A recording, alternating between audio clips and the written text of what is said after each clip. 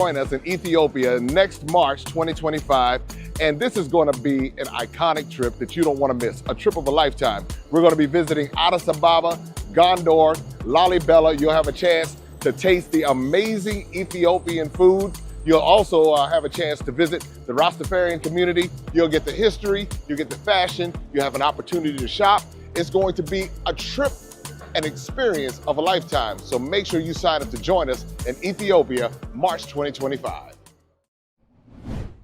Jackie Johnson, the mother of Kendrick Johnson, a high school student whose body was found rolled up in a gymnasium mat in January of 2013, posted the following video of 600, at least is what they're saying, Hebrew Israelites marching through the streets of Valdosta, Georgia to bring awareness to her son. Check it out. Yeah.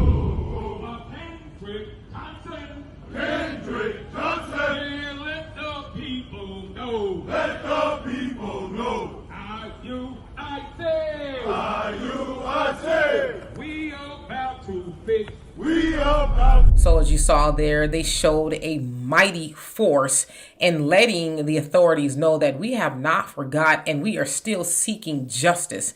Now, let's go back to January 2013, where Kendrick's body was found rolled up in that mat. Now, eventually, it was ruled an accidental death.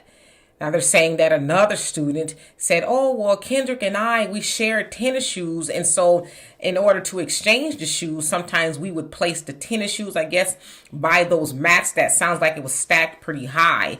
And so they're saying somehow Kendrick must have, I don't know, rolled himself up in a mat or whatever. And so the family did a second autopsy, and it was found that Kendrick sustained blunt force trauma and he was asphyxiated.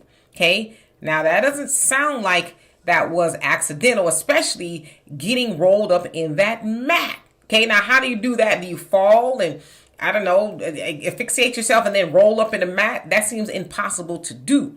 Well, it was discovered that some of the people that were allegedly involved in what happened to Kendrick were sons of an FBI agent. Now, unfortunately, in 2016, the Department of Justice just completely threw the case out and said there's nothing here. It was an accident. But of course, his family is like, nah. So what they tried to do was sue the people civilly for $100 million, but that was thrown out.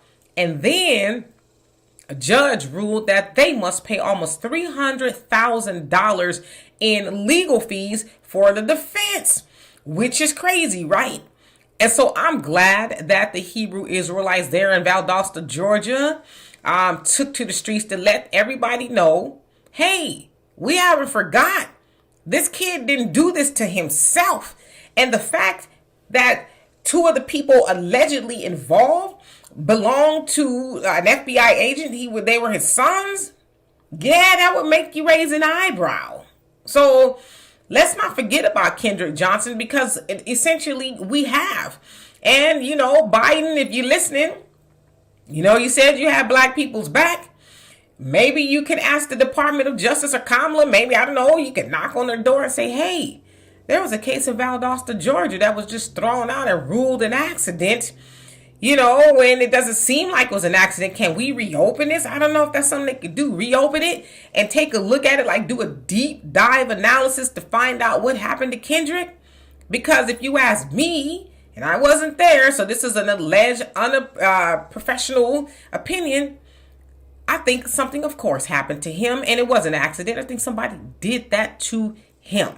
So let's get his family some justice by at least sharing this story or going to his mother's page, Jackie Johnson on TikTok, because that's where I saw it, and share it so people can say, oh, okay, we haven't forgot, because the sad part of it is a lot of people have never even heard about it.